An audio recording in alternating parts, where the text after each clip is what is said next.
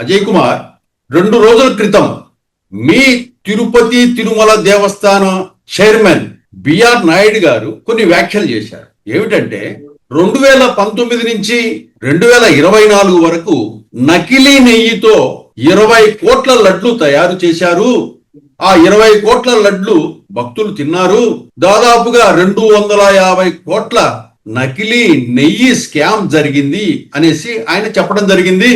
మీడియాలో కూడా రావడం జరిగింది. అది అప్పుడు దాని వరకు బాగానే ఉంది. కానీ 2019 నుంచి 24 వరకు అని చెప్పేసి ఆయనే ప్రకటించాడు.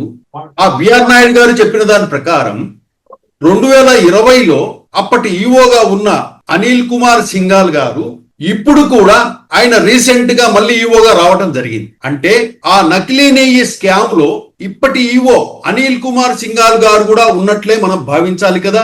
అలాగే ఏదైతే ఈ నకిలీ నెయ్యికి సంబంధించిన సిట్టు విచారణ జరుగుతుందో ఇప్పటి ఈఓ అనిల్ కుమార్ సింఘాల్ ను కూడా సిట్టు విచారించాలి కదా అనే చర్చ టీటీడీ ఉద్యోగస్తుల్లో జరుగుతూ ఉంది. ఇది వాస్తవమేనా? దీనికి మీరు సమర్థిస్తారా దీన్ని?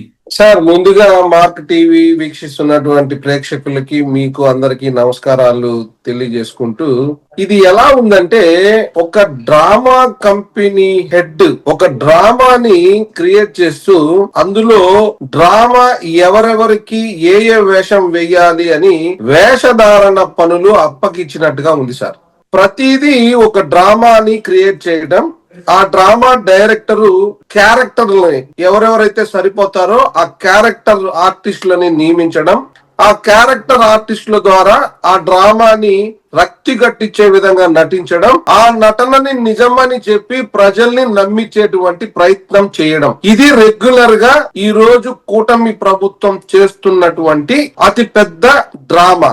దీన్ని డ్రామానేగా కాకుండా కుట్రగా కూడా మనం అభివర్ణించవచ్చు. పరిపాలన చేత కానటువంటి కూటమి నాయకులు ఇవాళ ప్రతిదానికి గత ప్రభుత్వం తప్పులు చేసింది అనేటువంటి థియరీని తీసుకువచ్చి జగన్మోహన్ రెడ్డి గారి పేరుని, జగన్మోహన్ రెడ్డి గారి పాలనని ఎప్పుడూ కంటిన్యూగా వార్తల్లో ఉండేటట్టుగా చేయడం, తద్వారా జగన్మోహన్ రెడ్డి గారి గత పాలన మీద బురద జల్లడం, ఆ విధమైన పరిస్థితులు క్రియేట్ చేయడం ద్వారా ప్రజల్లో జగన్మోహన్ రెడ్డి గారికి అంటే ప్రభుత్వం ఫెయిల్ అవుతున్నటువంటి పరిస్థితుల్లో ప్రభుత్వ వ్యతిరేకత ప్రజల్లో పెరక్కోకుండా తమ వైపు అనుకూలంగా మలుచుకోవటానికి నడిపేటువంటి ఒక భయంకరాతి భయంకరమైన కుట్ర సార్ ఇది. ఆ కుట్రలో భాగమే ఈ తిరుమల లడ్డు కల్తీ అనేటువంటి అంశం బయటకు వచ్చింది. ఇది అతి పెద్ద డ్రామా.